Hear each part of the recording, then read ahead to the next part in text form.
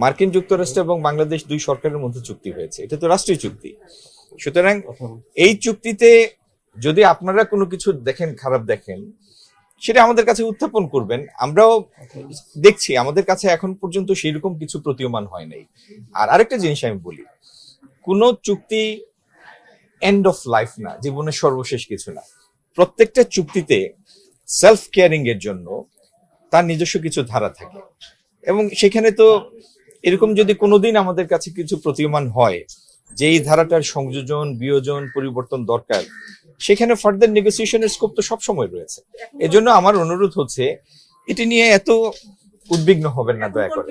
একক দেশ হিসাবে বৃহত্তম দেশ, তো সেই দেশের সাথে আমাদের অর্থনৈতিক সম্পর্ক, বাণিজ্যিক সম্পর্ক, আগামী দিনে বিনিয়োগের সম্পর্ক, আমাদের এখানকার ডিজিটাল ইনফ্রাস্ট্রাকচার ডেভেলপ করার জন্য তাদের সহযোগিতার বিষয়, এরকম অনেক গুরুত্বপূর্ণ বিষয় জড়িয়ে আছে দুই দেশের মধ্যে।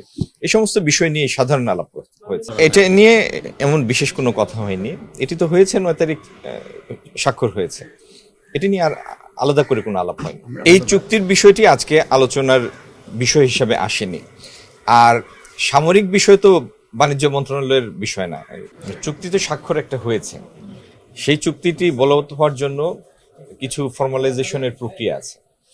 আর চুক্তি, যে কোনো একটা চুক্তিতেই, সাধারণভাবে আমি বলছি, যে কোনো একটা চুক্তিতে দুটো পক্ষ থাকে এবং দুই পক্ষেরই কিছু চাওয়া থাকে। কয়েকটি ধারা এক পক্ষের খুব অনুকূলে হয়, আরো কয়েকটি ধারা আরেক পক্ষের খুব অনুকূলে হয়, এবং দুই পক্ষই চেষ্টা করে আলাপ আলোচনার মধ্যে দিয়ে এমন একটি জায়গায় পৌঁছাতে যেখানে উভয়ের জন্য একটা উইন উইন সিচুয়েশন হয়। এই চুক্তির মধ্যে অনেক ধারা আছে যেগুলির উপরে আমরা বাণিজ্যিক সম্পর্কটাকে আগামী দিনে জোরদার করতে পারব। আমি এটিকে হোলসেল নেগেটিভ বা হোলসেল পজিটিভ এই দৃষ্টিকোণ থেকে এখনো এইভাবে দেখছি। এটি একটা চুক্তি হয়েছে, এটি একটি বাস্তবতা। আমরা আজকের দিনে এই পর্যন্তই থাকি না। আমি নির্দিষ্ট করে চুক্তির কথা বলিনি। আমি যেটা বলেছিলাম সেটি হলো যে আমেরিকান উচ্চ আদালতে টেরিফের যে ধারাটি, ইমার্জেন্সি ইকোনমিক পাওয়ার অ্যাক্টের যে ধারায় টেরিফ ধার্য করা হয়েছিল, সেই ধারা এই টেরিফ ধার্য করাকে সমর্থন করে না বলার পরে পরিস্থিতিটা বিকাশমান, ইভলভিং। বিকাশমান পরিস্থিতি আমরা পর্যবেক্ষণ করছি, এটি ছিল আমার কথা। আপনারা আমার একটা অনুরোধ, আমার সাথে যে কথাগুলি হয় আপনারা তো সবাই রেকর্ড করেন, তাই না? সুতরাং পত্রিকায় লেখার আগে রেকর্ডটা বাজিয়ে যেটি বলেছি সেই কথাটা লিখলেই হয়, আর কোনো কথা থাকে না। চুক্তি তো একটা হয়েছে, এখানে তো সিদ্ধান্তের কিছু নাই। এই চুক্তি তো মার্কিন যুক্তরাষ্ট্র এবং বাংলাদেশ দুই সরকারের মধ্যে চুক্তি হয়েছে, এটা তো রাষ্ট্রীয় চুক্তি। সুতরাং এই চুক্তিতে যদি আপনারা কোনো কিছু দেখেন, খারাপ দেখেন, সেটা আমাদের কাছে উত্থাপন করবেন। আমরাও দেখছি, আমাদের কাছে এখন পর্যন্ত সেরকম কিছু প্রতীয়মান হয় নাই। আর আরেকটা জিনিস আমি বলি, কোনো চুক্তি এন্ড অফ লাইফ না, জীবনের সর্বশেষ কিছু না।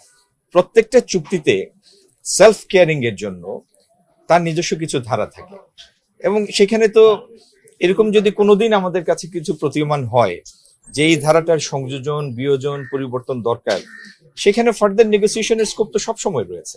এজন্য আমার অনুরোধ হচ্ছে, এটি নিয়ে এত উদ্বিগ্ন হবেন না দয়া করে। এটি আমাদের পররাষ্ট্র মন্ত্রণালয় দেখবেন বিষয়গুলো। হ্যাঁ, কিন্তু এটি নিয়ে কাজ করবে পররাষ্ট্র মন্ত্রণালয়।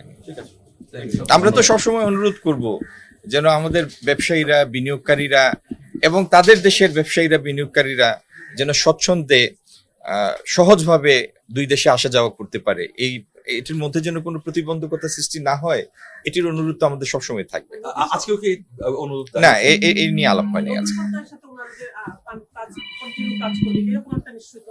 হ্যাঁ, সেটা তারা নিশ্চিত করেছেন যে তারা নতুন সরকারের সাথে কাজ করতে চান।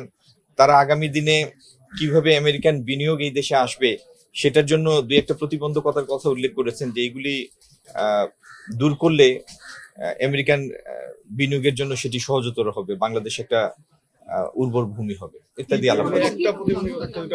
আমাদের কিছু নন টেরিফ ব্যারিয়ার আছে যেগুলি দূর করা গেলে তাদের ডেভেলপমেন্ট ফিন্যান্স যেটা আছে